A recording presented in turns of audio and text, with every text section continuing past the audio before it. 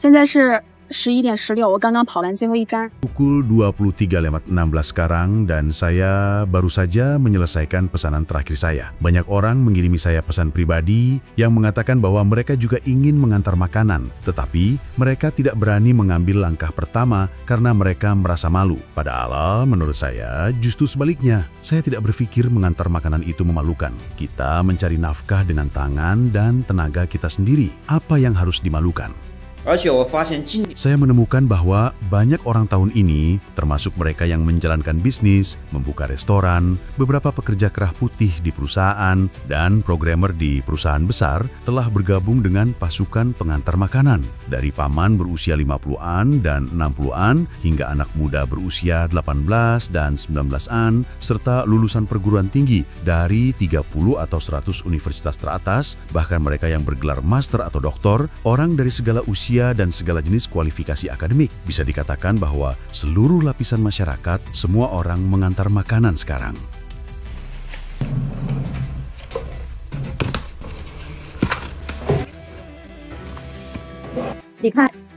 Lihat, apa gunanya sertifikat-sertifikat ini? Unggul di perguruan tinggi, apa hubungannya dengan kelulusan? Tidak ada hubungannya. Gaji $297 hingga $418 sebulan, semua ingin mengikuti ujian pegawai negeri, lulus sebagai mahasiswa berprestasi provinsi di universitas. Terus kenapa? Menerima beasiswa dorongan nasional. Terus kenapa? Memenangkan gelar ketua kelas berprestasi dan mahasiswa berprestasi berkali-kali. Terus kenapa? Berpartisipasi dalam kompetisi nasional, kompetisi provinsi, dan kompetisi sekolah berkali-kali dan memenangkan banyak penghargaan. Terus kenapa? Setelah lulus, Anda masih menjadi karyawan dengan gaji bulanan $297 hingga $418 Amerika Serikat. Mengantar makanan adalah karir yang banyak orang pilih selama pengangguran. Seiring dengan terus memburuknya ekonomi Cina, semakin banyak orang bergabung dengan tenaga kerja pengantar makanan, termasuk banyak wanita.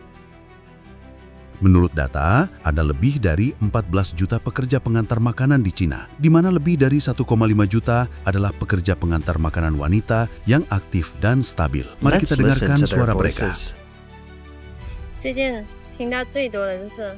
Yang paling sering saya dengar belakangan ini adalah mengapa sekarang semakin banyak pengendara wanita. Dulu kita tidak melihat wanita mengantar makanan, tapi sekarang banyak. Apakah wanita tidak bisa mengantar makanan? Wanita juga harus makan.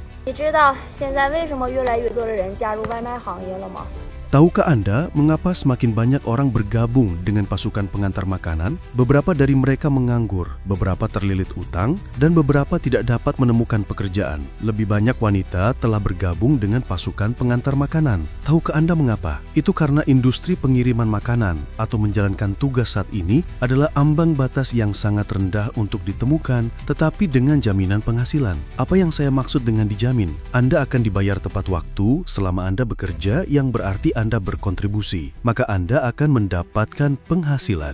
Jaminan penghasilan yang disebutkan oleh gadis Simi berarti bahwa dibandingkan dengan banyak orang yang telah melakukan banyak pekerjaan tetapi upahnya sudah lama, tentu saja tidak mudah mencari uang dengan mengantar makanan. Jika saya tidak mengantar makanan sekalipun, mungkin sepanjang hidup saya tidak akan tahu betapa sulitnya mencari uang. Dulu, saya suka Starbucks dan Luckin Coffee, tapi sekarang saya hanya minum air. Saya bisa berhenti jika perlu. Dulu, saya suka membeli pakaian dan kosmetik, tapi sekarang saya tidak membeli apapun yang tidak saya butuhkan atau harus beli. Saya memasak sendiri setiap hari. Sekarang musim panas, jadi sayuran lebih murah, jadi saya bisa menghemat banyak. Banyak ibu bahkan mengantar makanan dengan anak mereka. Saya tidak menyangka akan begitu sulit mencari uang tahun ini. Ketika saya mengantar makanan belakangan ini, saya sering melihat banyak gadis dan ibu melakukan hal yang sama. Panas sekali. Jujur, saya sebagai laki-laki tidak tahan. Saya tidak mengantar makanan hari ini dan beristirahat di rumah. Tetapi banyak dari mereka masih berkeliling. Kemarin, ketika saya sedang menunggu untuk mengambil makanan di sebuah toko, saya melihat seorang ibu mengantar makanan dengan putrinya. Putrinya terlihat baru berusia 2 atau 3 tahun. Dia menggendong putrinya dan membujuknya sambil mengambil makanan. Saya menghampiri dan sedikit mengobrol dengannya. Awalnya dia menjaga anak di rumah sementara suaminya bekerja. Sekarang perusahaan tempat suaminya bekerja sedang tidak baik dan gaji bulanan hanya beberapa ratus. Karena mereka masih punya cicilan KPR, dia juga punya banyak utang kartu kredit. Gaji beberapa ratus tidak lagi cukup untuk menutupi pengeluaran keluarganya. Jadi, dia tidak punya pilihan selain bekerja paruh waktu sebagai pengendara pengantar makanan. Ini bisa membantu mengurangi beban keluarga. Namun ketika dia keluar untuk mengantar makanan, tidak ada orang di rumah yang akan merawat anak. Jadi dia hanya membawa anak itu bersamanya. Saya baru-baru ini bertemu banyak ibu sepertinya yang merawat anak-anak mereka sambil mengantar makanan. Saya baru-baru ini melihat data yang mengatakan bahwa jumlah pengendara pengantar makanan terdaftar telah melebihi 100 juta. Tentu saja, saya tidak tahu keaslian data ini. Menurut perhitungan ini, 1 dari setiap 10 orang terdaftar sebagai pengendara. Kedengarannya terlalu banyak, tetapi benar atau tidak, itu juga menunjukkan bahwa semua lapisan masyarakat sekarang terlalu kompetitif. Jika pramugari glamor juga mengantar makanan, itu akan mengejutkan. Dia berbicara tentang situasi nyata banyak staf di industri penerbangan. Saya adalah pramugari yang dipaksa mengundurkan diri oleh maskapai.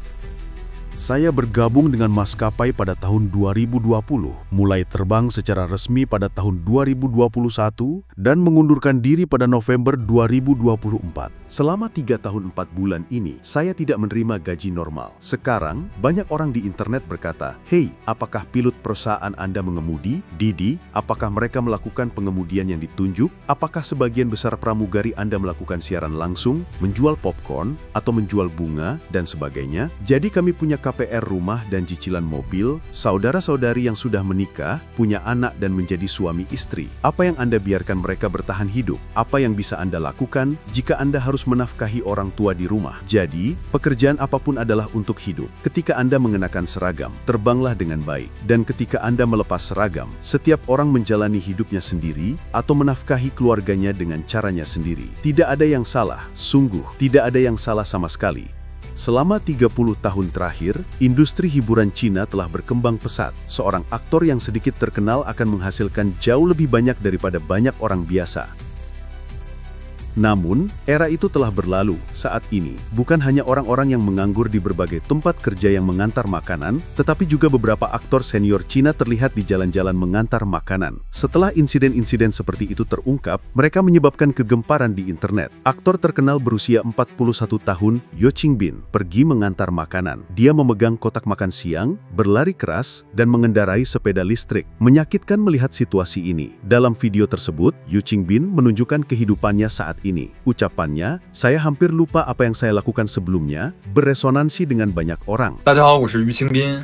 Halo semuanya, saya Yo Qingbin. Sebuah video yang saya posting tentang pengiriman makanan 2 hari ini secara tak terduga menarik banyak perhatian. Dan tentu saja, ada juga banyak keraguan. Pertama-tama, saya ingin berterima kasih kepada teman-teman yang peduli dengan saya. Baik itu dorongan atau beberapa suara yang berbeda, itu membuat saya tahu bahwa banyak orang masih mengingat banyak peran yang saya mainkan di layar. Mengenai keraguan bahwa akun saya diatur untuk mendapatkan lalu lintas, saya dapat dengan jujur mengatakan bahwa saya memang membutuhkan perhatian. Namun, saya tidak ingin menjadi selebriti internet, tetapi hanya untuk menjalani kehidupan normal. Saya berharap dapat terus memainkan peran dan kembali ke pekerjaan saya sebelumnya secepat mungkin. Pada tahun 2020, saya membeli kondominium lelang berharga 80 meter dengan batas harga di South Six Ring Road di Beijing karena penilaian saya yang buruk. Anda mungkin pernah mendengar bahwa industri film dan televisi sulit dalam beberapa tahun terakhir. Aktor kecil seperti kami yang tidak terkenal memiliki semakin sedikit kesempatan untuk bergabung dengan industri film, dan bayarannya telah turun ke level ketika saya lulus lebih dari 1 dekade yang lalu. Tabungan yang saya miliki dari saran syuting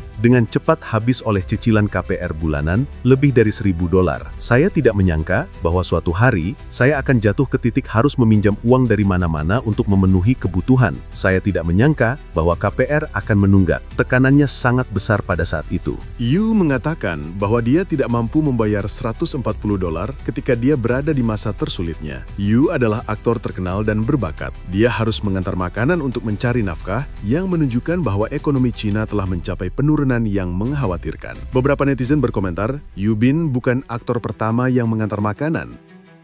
banyak aktor mengantar makanan sekarang. Pada 2 Januari 2024, seorang netizen memposting foto yang mengatakan bahwa Go, aktor yang bermain dalam serial TV The Demigods and Semi-Devils pada tahun 2003, bekerja sebagai pengantar makanan. Netizen tersebut mengatakan bahwa dia bekerja di sebuah perusahaan di Beijing dan menemukan bahwa orang yang mengantar makanan kepadanya adalah aktor Gao. Netizen tersebut sangat senang dan mengambil foto Gao. Gao menyampaikan harapan bahwa netizen akan memberinya ulasan yang baik. Sekarang, tidak hanya aktor, tetapi bahkan pembawa acara TV telah pergi mengantar makanan. Seorang netizen bernama Big Face Brother memposting video semacam itu di akun media sosial pribadinya yang menarik banyak perhatian. Pada awal video, Big Face Brother mengenakan seragam pengiriman makanan dan berkeringat deras untuk menyelesaikan setiap tagihan. Teks yang menyertai adalah, "Sejak saya mulai mengantar makanan, saya hampir lupa apa yang saya lakukan sebelumnya." Kemudian kamera berputar dan itu adalah video dia memegang mikrofon, berdiri di platform pembawa acara, dan membawakan berbagai program dengan semangat tinggi. Video ini dengan cepat menarik perhatian netizen dan jumlah suka mencapai 3,53 juta. Pria muda ini berusia 27 tahun ini. Ternyata dia adalah pembawa acara TV stasiun TV tingkat prefektur di Provinsi Hunan. Dia mengundurkan diri dari media berita pada tahun 2023 dan mulai mengantar makanan pada Mei 2025. Setelah meninggalkan media, dia bekerja di banyak pekerjaan. Dia bekerja sebagai konsultan penjualan untuk lembaga pendidikan, tetapi dia tidak dapat mendapatkan klien. Dia bekerja sebagai perwakilan layanan pelanggan online, tetapi dia selalu bermasalah dengan konsumen dan dimarahi setiap hari. Dia juga bekerja sebagai pemandu jalan, model, fotografer, dan banyak profesi lainnya. Tetapi semua upaya ini berakhir dengan kegagalan. Dia harus kembali ke stasiun TV dan melanjutkan pembawa acara, tetapi gajinya hanya $37 yang tidak cukup untuk biaya hidupnya. Dia memiliki kesenjangan setidaknya $70 sebulan untuk ditutupi. Jadi dia mengundurkan diri lagi. Dia juga mencoba mengikuti ujian pegawai negeri, tetapi gagal dalam ujian nasional maupun provinsi. Dia mengatakan bahwa pada Mei tahun ini, karena dia tidak dapat menemukan pekerjaan yang memuaskan di Cheongsa, akhirnya dia bergabung dengan pasukan pengiriman makanan dan menjadi pengantar makanan. Dia mengatakan bahwa meskipun mengantar makanan itu sulit, penghasilan bulanannya lebih tinggi dari $37, gaji sebagai pembawa acara. Ada juga begitu banyak orang berpendidikan tinggi di antara pasukan pengantar makanan. Seorang mahasiswa pasca doktoral berusia 39 tahun yang belajar di Universitas Tsinghua, Universitas Peking, dan Universitas Oxford sekarang menjadi pengantar makanan. Ujian masuk perguruan tinggi baru saja berakhir. Saya membuat video untuk berbicara tentang pengalaman ujian masuk perguruan tinggi saya. Saya mengikuti ujian masuk perguruan tinggi pada tahun 2004. Nilai penuh ujian adalah 750 poin dan saya mendapat hampir 700 poin. Nilai penerimaan Universitas Peking ada di sini dan nilai ujian masuk perguruan tinggi saya ada di sini. Jadi, saudara-saudari, tidak peduli apakah Anda berhasil atau tidak dalam ujian masuk perguruan tinggi, tetaplah tenang. Jika Anda tidak berhasil, tidak perlu pesimis dan kecewa. Jika Anda berhasil, pada kenyataannya pekerjaan masa depan setiap orang tidak jauh berbeda. Mengapa para talenta berpendidikan tinggi ini harus mengantar makanan? Seorang guru universitas berkata, sebuah kepedihan dalam kenyataan. Biarkan saya menceritakan fakta yang memilukan. Sekarang ujian masuk perguruan tinggi telah selesai. Akan ada lebih dari 5 juta keping sampah. Kalimat ini terlalu menyedihkan, tetapi bukan saya yang mengatakannya. Itu adalah seorang guru tertentu yang mengatakannya. Itu karena hal-hal yang diajarkan di universitas sudah ketinggalan zaman. Jadi bukan pemuda yang memutuskan apakah mereka menjadi sampah. Semua anak adalah anak yang baik. Sekarang universitas seperti pabrik pengolahan yang memproses produk secara gila-gilaan. Mereka tidak pernah mempertimbangkan apa yang dibutuhkan pasar saat menciptakan produk yang ketinggalan zaman. Mereka memproses dengan mata tertutup. Setelah memproses, mereka tidak peduli dengan penjualan atau layanan peruna jual karena mereka tahu bahwa selama produk diproduksi, pekerjaan mereka selesai. Mereka tidak peduli produk apa yang diproduksi karena itu tidak masalah bagi mereka sama sekali. Mereka hanya peduli berapa banyak guru di pabrik ini yang dapat ditopang oleh bahan mentah itu.